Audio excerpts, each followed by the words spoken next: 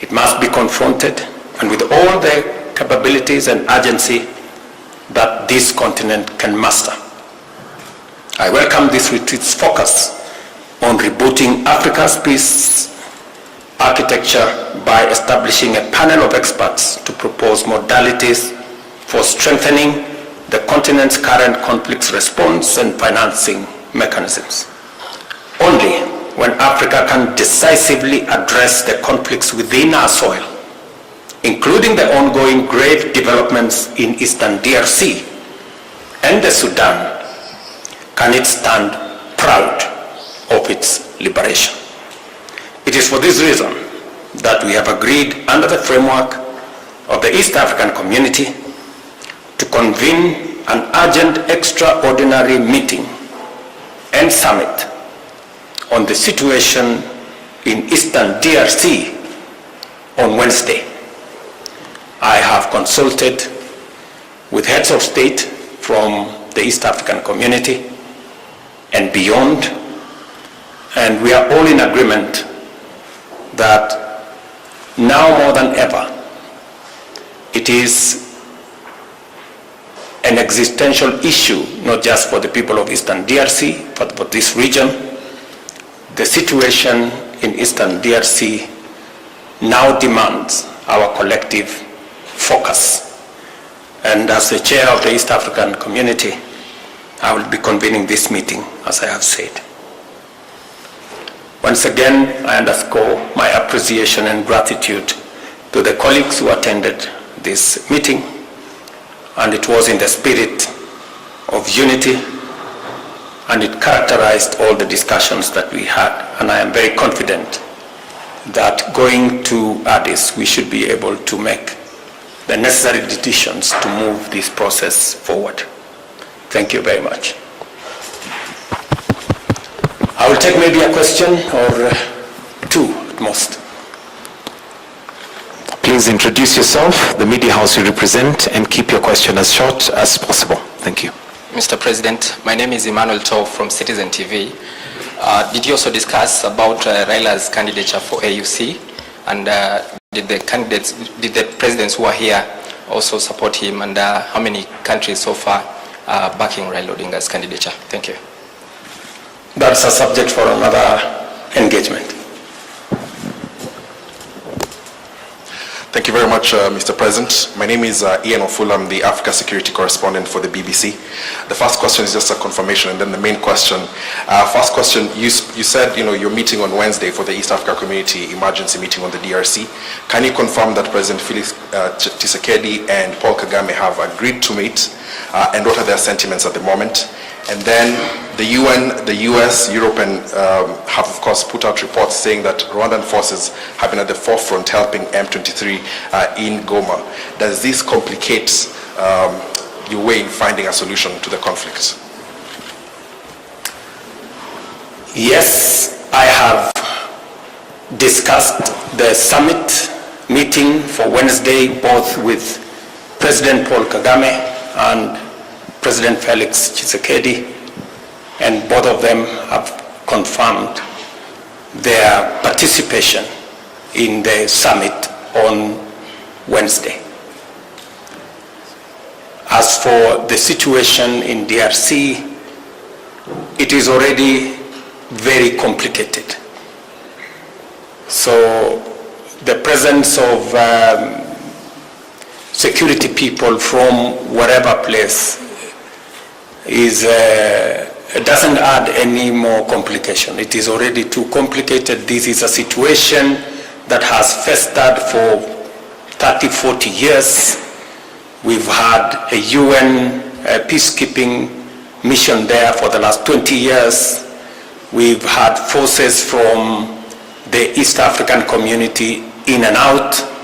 We've had forces from SADC in and maybe out. So there is a complicated situation there. It is my belief that this engagement is absolutely necessary, because we do not see, from where I sit, a possibility of a military solution to the challenges that faced Eastern DRC.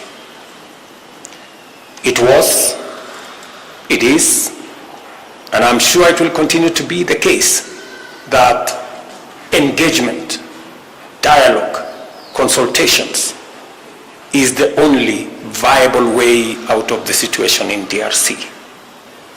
A direct engagement with M23 and all the other stakeholders in the theater in Eastern DRC is a necessity.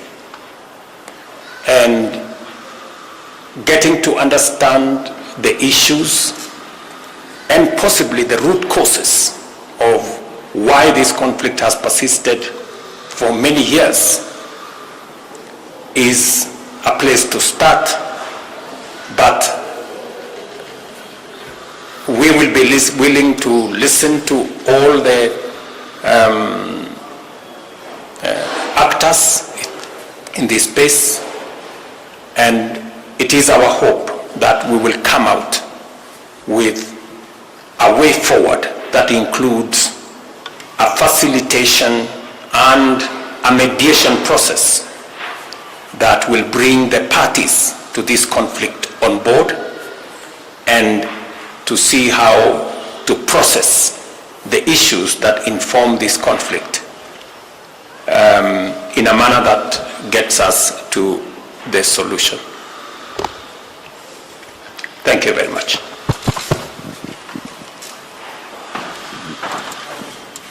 With the demographic dividend being the youngest continent, a continent that will probably have 25% of the world's workforce in the next 20 years or 25 years, and a continent that will be the largest single market by 2050, with the resources in food production and many other natural resources, it becomes absolutely necessary that stability, peace, and security become a solid cornerstone of the Africa we imagine into the future.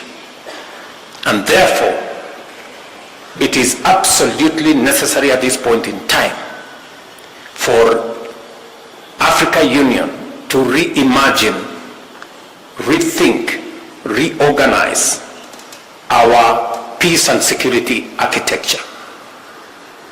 As things stand today, Africa is a big theater of conflict and, unfortunately, terrorism. And our response has been uncoordinated, under-resourced, and not very well planned.